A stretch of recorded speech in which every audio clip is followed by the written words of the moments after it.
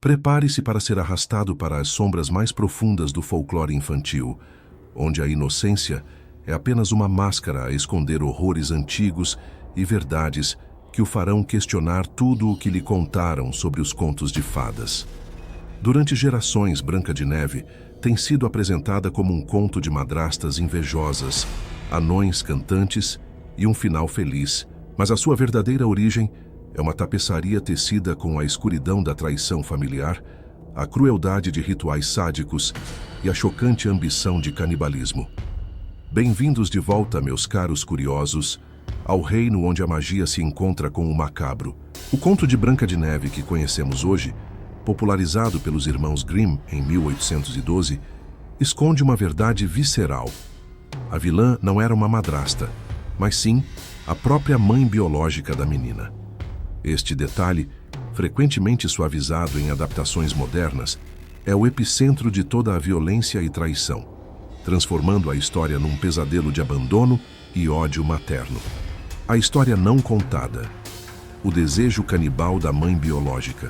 A rainha, sentada junto à janela, desejava uma filha com a pele branca como a neve, lábios vermelhos como o seu próprio sangue e cabelo preto como o ébano da moldura da janela. O seu desejo foi concedido e Branca de Neve floresceu. Mas, 7 anos após o nascimento, quando a beleza da criança se tornou inigualável, um ciúme venenoso começou a consumir o coração da rainha. O ponto de ruptura chegou quando o seu espelho mágico, que tinha a reputação de falar apenas a verdade, revelou a devastadora realidade. A rainha perguntou ao seu espelho encantado: Espelho, espelho na parede, quem é a mais bela de todas? A resposta, que ecoou nos corredores frios do castelo, selou o destino de Branca de Neve.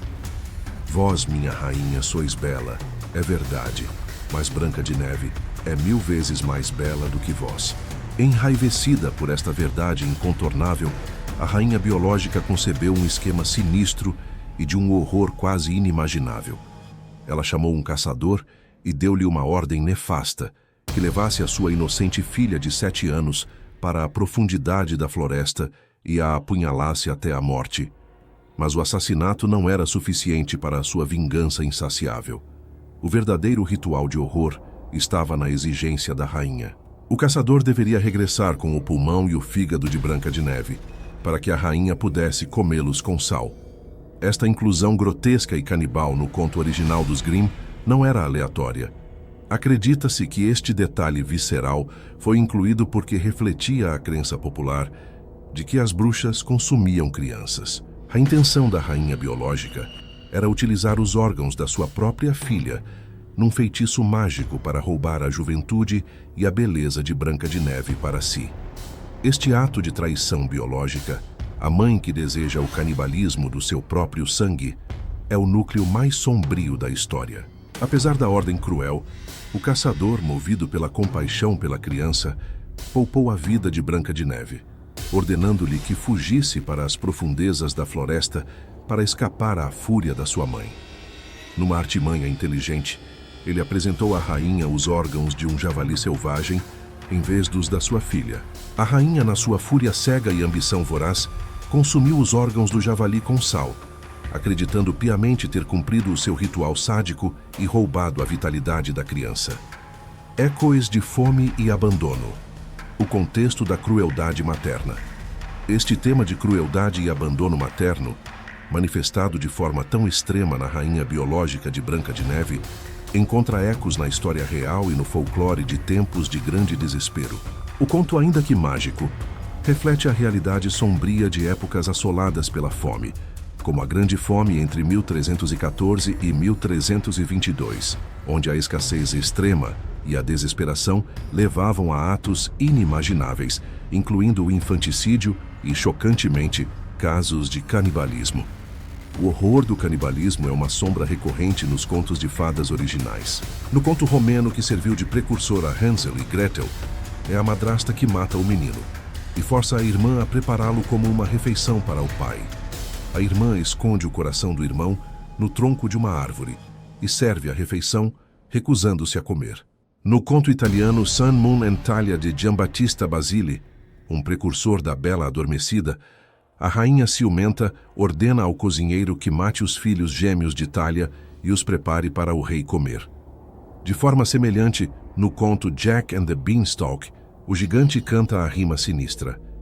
Fifi fofum, sinto o cheiro do sangue de um inglês, vivo ou morto. Vou moer os seus ossos para fazer o meu pão.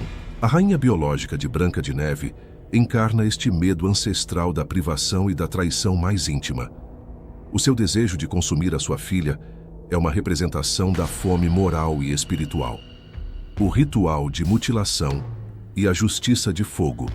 A fuga de Branca de Neve para além das 7 montanhas, onde encontrou refúgio na pequena cabana adornada com 7 de tudo, deu-lhe um breve momento de paz. Mas a rainha, consultando o espelho novamente, descobriu a terrível verdade. Vós, minha rainha, sois bela, é verdade, mas a pequena Branca de Neve para lá das 7 montanhas é 1000 vezes mais bela do que vós. Consumida pela raiva e pela certeza de que só os 7 anões viviam para lá daqueles picos, a rainha jurou matar Branca de Neve a qualquer custo. Seguiram-se 3 tentativas de homicídio, cada uma mais insidiosa do que a anterior, demonstrando a sua obstinação assassina. 1. A armadilha do espartilho. Disfarçada de vendedora ambulante, a rainha seduziu Branca de Neve com rendas delicadas. A rainha ofereceu-se para apertar o espartilho de Branca de Neve, apertando gradualmente os atacadores até que se tornaram um laço mortal. Branca de Neve desmaiou, o seu fôlego superficial e desesperado. Mas os anões regressaram a tempo de cortar as rendas e salvá-la. 2. O veneno do pente. A rainha voltou, desta vez com um pente envenenado. Branca de Neve, apesar das advertências dos anões, sucumbiu à tentação da beleza do pente. A rainha colocou-o no cabelo da menina, que imediatamente caiu inconsciente. Os anões intervieram novamente, puxando o pente para fora do seu cabelo, salvando-a a tempo. 3. A maçã fatal. Frustrada pela resiliência de Branca de Neve, a rainha arquitetou o seu plano mais mortífero, uma maçã envenenada. Disfarçada de idosa, ela ofereceu a maçã. Num movimento traiçoeiro, a rainha envenenou apenas um lado da maçã, mordendo o lado não contaminado, para convencer Branca de Neve da sua segurança. Momentos depois de provar o fruto envenenado, Branca de Neve sucumbiu ao veneno, caindo morta no chão. Os 7 anões, incapazes de suportar enterrar a sua forma etérea, colocaram-na num caixão de vidro. Ela jazia ali, serena e sem decadência, durante um longo tempo, embora o conto original não especifique se ela envelheceu ou permaneceu com a aparência de criança. O despertar de Branca de Neve não foi um momento de romance suave. Anos mais tarde, um príncipe, encantado pela sua beleza, implorou aos anões que o deixassem levar o seu cadáver para o seu castelo, prometendo cuidar dela. Os anões cederam à sua devoção inabalável. O príncipe cumpriu a sua promessa, passando todos os momentos disponíveis ao lado do corpo da rapariga, falando-lhe e comendo ao seu lado. O despertar milagroso ocorreu de forma brutal. Um servo do príncipe, frustrado pelo fardo de carregar o caixão por todo o lado, abriu-o e bateu nas costas de Branca de Neve, com raiva desalojando inadvertidamente o pedaço da maçã envenenada da sua garganta. Branca de Neve despertou do seu sono mortal. Mas a justiça para a rainha biológica ainda estava para chegar, sob a forma de um ritual de execução que rivaliza com o macabro. Quando a rainha se aproximou do espelho, apenas para ser cegada pela revelação de que uma nova rainha a tinha superado em beleza, ela infiltrou-se no casamento da jovem. Para seu horror, deparou-se com a sua filha há muito perdida, viva e radiante no altar. Numa punição poética e chocante, a rainha foi condenada à morte em sapatos de ferro em brasa. Ela foi forçada a calçar os sapatos vermelhos incandescentes e a dançar no casamento até cair morta. Este ritual de mutilação e execução pública serve como um reforço moral comum no folclore, onde as lições são ensinadas através de consequências temíveis. A crueldade e o ciúme da rainha biológica foram pagas com agonia e destruição física. A maldição da mutilação nos contos de fadas. A mutilação e o trauma físico são temas recorrentes que se entrelaçam no folclore germânico e europeu, ligando o destino da rainha aos atos grotescos cometidos noutros contos. Na versão dos irmãos Grimm de Cinderela, as meias-irmãs, desesperadas para que os seus pés se encaixassem no sapatinho, recorrem a medidas extremas. Uma corta os dedos dos pés e a outra corta o calcanhar. Esta automutilação por ambição espelha a dor sacrificial infligida na China pela prática de ligar os pés, onde a beleza e o estatuto social vinham a um tremendo custo físico. No final da versão Grimm de Cinderela, o espírito da mãe, personificado pelos pássaros, arranca os olhos das meias-irmãs como punição final pela sua crueldade, garantindo que aqueles que prejudicaram a sua filha enfrentam a punição e a cegueira eterna.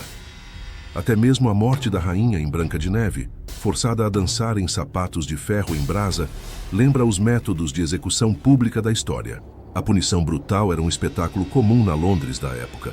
A canção Oranges and Lemons, com a sua linha final: cá vem uma vela para vos deitar, e cá vem um cutelo para vos cortar a cabeça, ecoa as sentenças de enforcamento, arrastamento e esquartejamento. Até mesmo as cabeças decepadas de traidores eram exibidas na Ponte de Londres. A rainha, numa execução ritual de agonia e fogo, paga o seu desejo canibalista com a sua própria carne. As verdadeiras Brancas de Neve, figuras reais de sofrimento e envenenamento. A escuridão de Branca de Neve pode não ser apenas folclore, mas sim uma recordação distorcida de eventos históricos. Duas mulheres reais surgem como as candidatas mais prováveis a terem influenciado o conto, injetando na narrativa elementos de intriga palaciana, envenenamento e sofrimento físico. 1. Maria Sofia von Erthal, 1725. A Dama do Espelho Falante e da Cegueira. Maria Sofia von Erthal nasceu em Lohr am Main, na Alemanha. Embora não fosse formalmente uma princesa, a sua família possuía um espelho notório.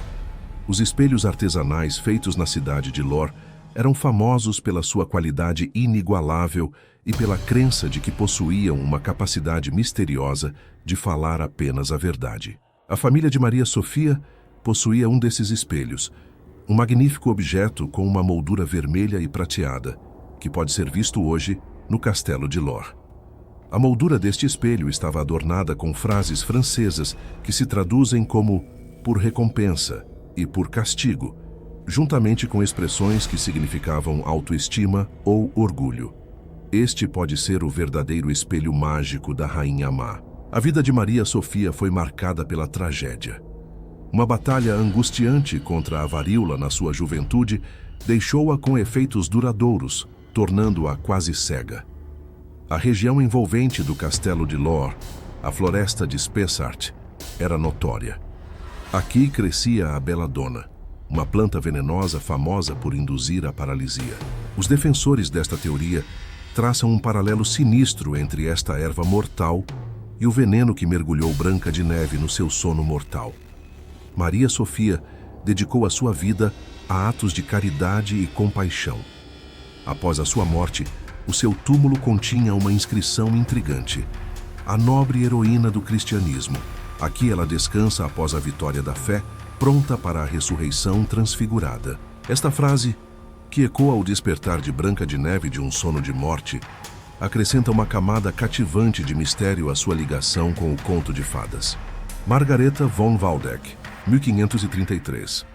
As minas, os anões e o envenenamento suspeito. Margareta von Waldeck, uma condessa alemã, é a segunda candidata.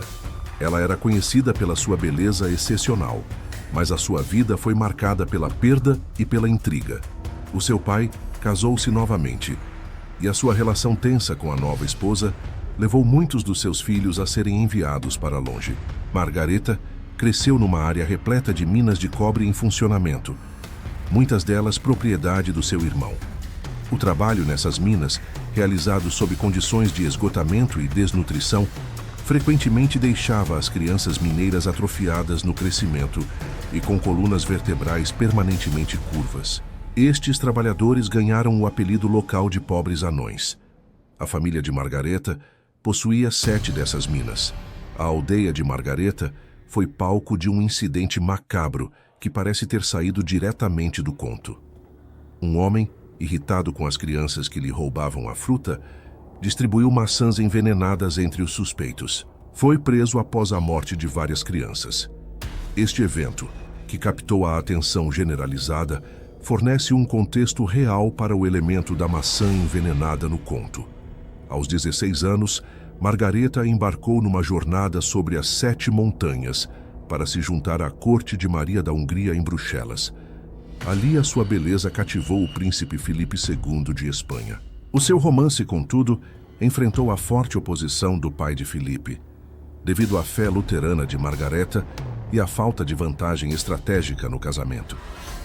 Em 1554, Margareta sucumbiu suspeitosamente a uma doença misteriosa, o que levou a uma especulação generalizada de jogo sujo. Muitos suspeitaram de envenenamento como a causa da sua morte prematura, uma teoria que se mantém entre alguns historiadores atuais. O príncipe Filipe casou-se mais tarde com a rainha Maria Tudor de Inglaterra, a infame Bloody Mary. A sua morte suspeita, registrada em documentos municipais, fornece o final trágico e envenenado que se assemelha à história de Branca de Neve. A sombra da deusa e o ciclo de morte e renascimento. Para lá das intrigas palacianas e dos crimes reais, o conto de Branca de Neve mergulha em raízes mitológicas ainda mais antigas, ligando a traição materna e o sono mortal ao ciclo cósmico. A presença persistente do espírito da mãe nos contos de Branca de Neve e Cinderela, que atua como uma força protetora e guia, é um motivo que encarna as antigas crenças nos espíritos ancestrais. Na versão Grimm de Cinderela, a mãe da heroína está ligada a uma avelaneira que cresce a partir do seu túmulo, regada pelas lágrimas da Cinderela. Esta árvore sagrada fornece vestidos e sapatinhos, simbolizando a proteção e orientação ancestral. Em tradições pré-cristãs, as árvores eram vistas como sagradas e pensava-se que albergavam espíritos ou deuses, e a ligação do espírito da mãe a uma árvore preserva estas antigas ideias pagãs da natureza como um santuário para os espíritos dos antepassados. O conto, despojado dos seus elementos mágicos, é frequentemente interpretado como uma explicação do ciclo das estações e da natureza, vida e morte. Branca de Neve é o símbolo da primavera e do verão, enquanto a rainha má representa o frio do outono e do inverno. A rainha, o inverno, não pode coexistir com a beleza da primavera, impulsionada pelo ciúme. O sono profundo de Branca de Neve simboliza o período dormente da natureza, antes de a vida regressar. Tal como as plantas parecem morrer no inverno, mas voltam à vida na primavera, Branca de Neve é despertada, encerrando o ciclo. A sua resiliência e despertar milagroso, que a resgata do sono da morte, ecoam o ideal medieval de incorruptibilidade, um sinal de favor divino e pureza espiritual. A traição da mãe biológica, o desejo de canibalismo, o ritual de mutilação e a execução em sapatos de ferro em brasa, tudo se dissolve na complexa tapeçaria da história. Branca de Neve não é apenas um conto de fadas, é uma crônica distorcida da crueldade real, da luta pela sobrevivência e da profunda ressonância dos mitos ancestrais que sobreviveram a milhares de anos de boca a boca. O seu legado não é apenas a inocência redimida, mas o lembrete de que nas histórias mais antigas, as sombras da traição podem vir de quem menos se espera, e o preço da beleza é muitas vezes a própria vida. Isto é o que se esconde debaixo da pele branca como a neve. A escuridão do desejo canibal e o ritual de mutilação da rainha biológica. Se o desejo canibal da rainha biológica e a justiça brutal dos sapatos de ferro em brasa o arrastaram para as sombras mais profundas do folclore, eu sei que a sua sede por origens sinistras não acabou. Qual foi o detalhe mais chocante desta história? A traição da mãe, o desejo de comer os órgãos da filha ou a execução final por mutilação? Deixe o seu comentário abaixo. Diga-me o que o deixou mais atormentado e compartilhe este vídeo com seus amigos favoritos. Se você gostou deste vislumbre das raízes sombrias de Branca de Neve, Certifique-se de curtir este vídeo e de o partilhar com quem mais precisa de saber a verdade. E se você tem uma curiosidade insaciável por desenterrar fatos arrepiantes e mergulhar na história não contada, certifique-se de se inscrever e explorar o resto do meu canal. Ative o sino para não perder nenhuma atualização de Gelar a Espinha.